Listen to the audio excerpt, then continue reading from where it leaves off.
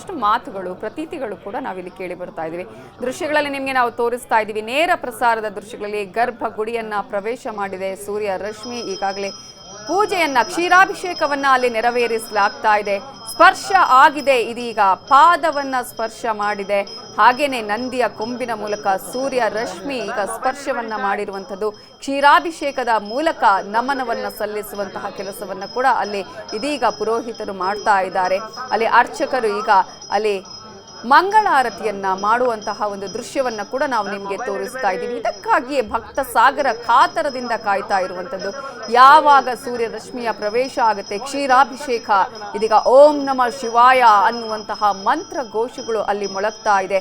ಪ್ರತಿಯೊಬ್ಬರ ಬಾಯಲ್ಲೂ ಕೂಡ ಓಂ ನಮಃ ಶಿವಾಯ ಅನ್ನುವಂಥದ್ದು, ಜೊತೆಗೆ ಶಿವನ ನಾಮ ಸ್ಮರಣೆಯನ್ನ ಅಲ್ಲಿ ಮಾಡ್ತಾ ಈಗ ಮಂಗಳಾರತಿಯನ್ನ ಕ್ಷೀರಾಭಿಷೇಕವನ್ನ ನೆರವೇರಿಸ್ತಾ ಇರುವಂತಹ ದೃಶ್ಯಗಳನ್ನ ನಾವು ನಿಮಗೆ ತೋರಿಸ್ತಾ ಇದ್ದೀವಿ.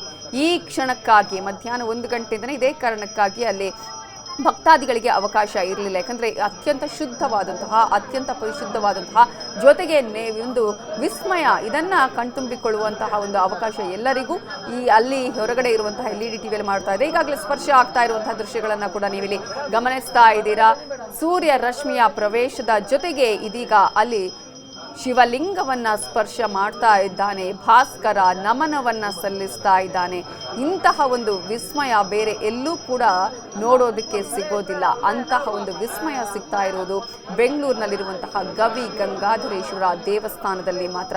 ನಿರಂತರವಾಗಿ ಕ್ಷೀರಾಭಿಷೇಕವನ್ನ ಮಾಡಲಾಗ್ತಾ ಇದೆ ಶಿವಲಿಂಗಕ್ಕೆ. ಇದನ್ನು ನೋಡಿದಂತಹ ಭಕ್ತ ಸಾಗರ ಧನ್ಯೋಸ್ಮಿ, ನಾವು ನಮ್ಮ ಪಾಪಗಳೆಲ್ಲವೂ ಕಳೆದು ನಾವೆಲ್ಲರೂ ಪುಣ್ಯಶಾಲಿಗಳಾಗಿದ್ದೇವೆ, ಇದನ್ನು ಕಣ್ತುಂಬಿಕೊಳ್ಳೋದಕ್ಕೆ ನಮಗೆ ಅವಕಾಶ ಸಿಕ್ಕಿದೆ ಅಂತ ಹೇಳಿ ಅಲ್ಲಿ ಪುನೀತರಾಗ್ತಾ ಇರುವಂಥದ್ದು. ಓಂ ನಮಃ ಶಿವಾಯ ಅನ್ನುವಂತಹ ಮಂತ್ರವನ್ನ ಪಠನೆ ಮಾಡ್ತಾ ಇರುವಂಥದ್ದು, ಜೊತೆಗೆ ಸೂರ್ಯ ದೇವನಿಗೂ ಕೂಡ ನಮಸ್ಕಾರವನ್ನ ಮಾಡ್ತಾ ಇರುವಂತಹ ದೃಶ್ಯಗಳನ್ನ ನಾವು ನಿಮಗೆ ತೋರಿಸ್ತಾ ಇದ್ದೀವಿ. ಈಗಾಗಲೇ ಶಿವಲಿಂಗಕ್ಕೆ ಸ್ಪರ್ಶ ಆಗ್ತಾ ಇರುವಂತಹದ್ದು, ನೇಸರನ ಒಂದು ಕಿರಣಗಳ ಸ್ಪರ್ಶವನ್ನ ನೀವು ಗಮನಿಸ್ತಾ ಇದ್ದೀರಾ. ಅಲ್ಲಿ ಭಕ್ತ ಸಾಗರ ಇದನ್ನ ಅತ್ಯಂತ ಭಕ್ತಿಯಿಂದ ಕಣ್ತುಂಬಿಕೊಳ್ತಾ ಇದೆ. ಕ್ಷೀರಾಭಿಷೇಕವನ್ನ ಮಾಡುವುದರ ಮೂಲಕ ಭಾಸ್ಕರನಿಗೆ ಅಲ್ಲಿ ಆತನ ಆಗಮನವನ್ನ ಸೂಚಿಸೋದರ ಜೊತೆಗೆ ಆತ ಏನು ಸ್ಪರ್ಶವನ್ನ ಮಾಡಿದ್ದಾನೆ ಅದೇ ಕಾರಣಕ್ಕಾಗಿ ಕ್ಷೀರಾಭಿಷೇಕ, ಎಳನೀರಿನ ಅಭಿಷೇಕವನ್ನ ಮಾಡುವುದರ ಮೂಲಕ ಇದೀಗ ಅಲ್ಲಿ ಹೌದು ಆತನ ಆಗಮನ ಆಗಿದೆ ಅನ್ನೋದನ್ನ ಆತನಿಗೂ ಕೂಡ ಸಮರ್ಪಿತವನ್ನ ಮಾಡಲಾಗ್ತಾ ಇದೆ.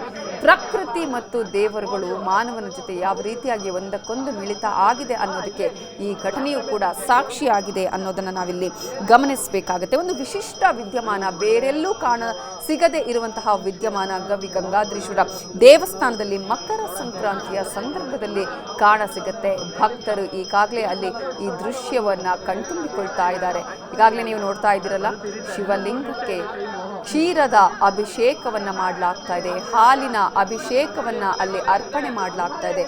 ಅಭಿಷೇಕದ ಮೂಲಕ ಇದೀಗ ಈ ಸೂರ್ಯನ ರಶ್ಮಿ ಏನು ಸ್ಪರ್ಶ ಆಗಿದೆ, ಆ ಒಂದು ಸ್ಪರ್ಶ ಆಗುವಂತಹ ಸಂದರ್ಭದಲ್ಲಿಯೇ ವಿಶೇಷ ಪೂಜೆಯನ್ನು ಅಲ್ಲಿ ಕೈಗೊಳ್ಳಲಾಗ್ತಾ ಇರೋದನ್ನು ಕೂಡ ನಾವಿಲ್ಲಿ ಗಮನಿಸ್ತಾ ಇದ್ದೀವಿ. ಇಂತಹ ಒಂದು ಅದ್ಭುತ ಕ್ಷಣಕ್ಕೆ ಸಾಕ್ಷಿಯಾಗಿದೆ ಭಕ್ತಗಣ ಅನ್ನೋದನ್ನು ನಾವಿಲ್ಲಿ ಗಮನಿಸಬೇಕು.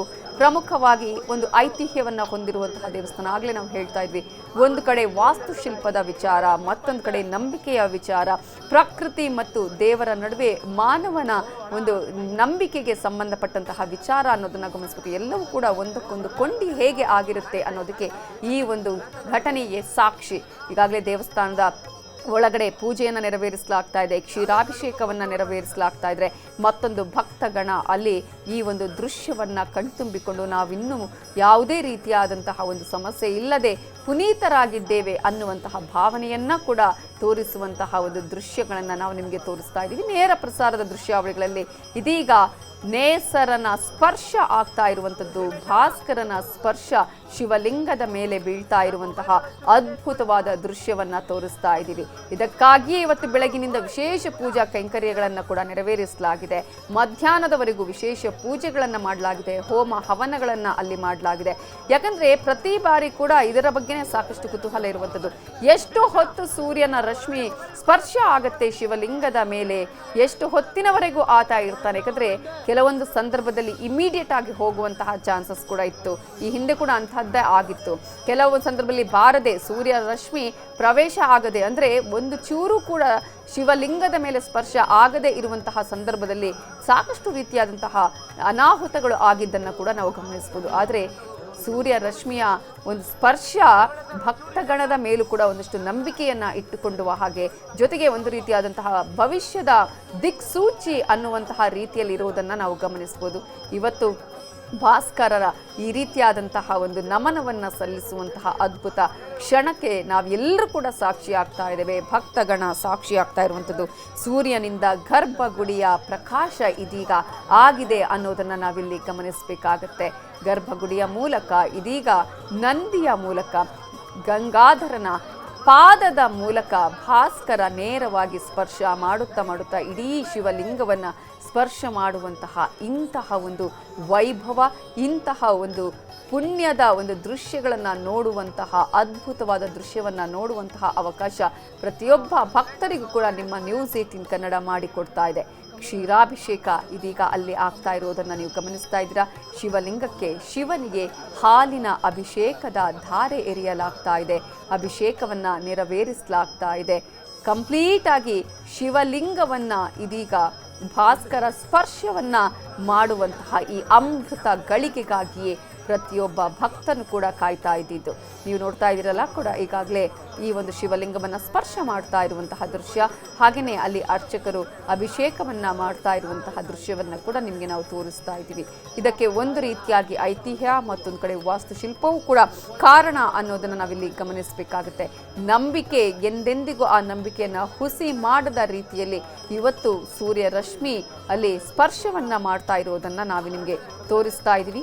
ನಿರಂತರವಾಗಿ ಕ್ಷೀರದ ಅಭಿಷೇಕವನ್ನು ಮಾಡಲಾಗ್ತಾ ಇದೆ. ಹಾಲಿನ ಧಾರೆಯನ್ನು ಶಿವಲಿಂಗಕ್ಕೆ ಎರೆಯಲಾಗ್ತಾ ಇರುವಂತಹ ದೃಶ್ಯಗಳು ಮಂತ್ರ ಘೋಷಗಳೊಂದಿಗೆ, ಓಂ ನಮಃ ಶಿವಾಯ ಅನ್ನುವಂತಹ ಮಂತ್ರ ಪಠಣದೊಂದಿಗೆ ಇದೀಗ ಕ್ಷೀರಾಭಿಷೇಕವನ್ನು ನೆರವೇರಿಸಲಾಗ್ತಾ ಇದೆ.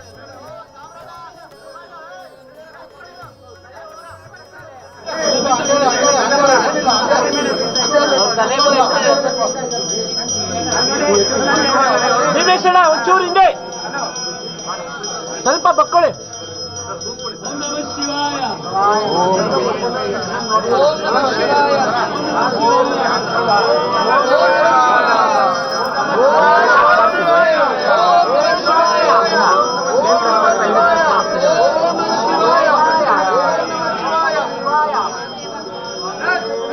ನಮೋ ಪಾರ್ವತಿ ಪದೇ.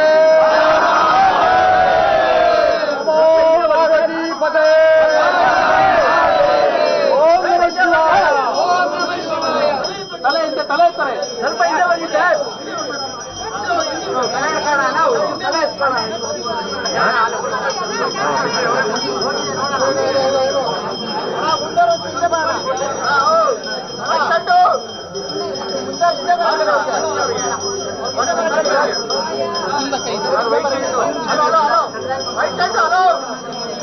ಸರ್ ಸ್ವಲ್ಪ ಹಿಂದೆ ಹೋಗಿ ಸರ್.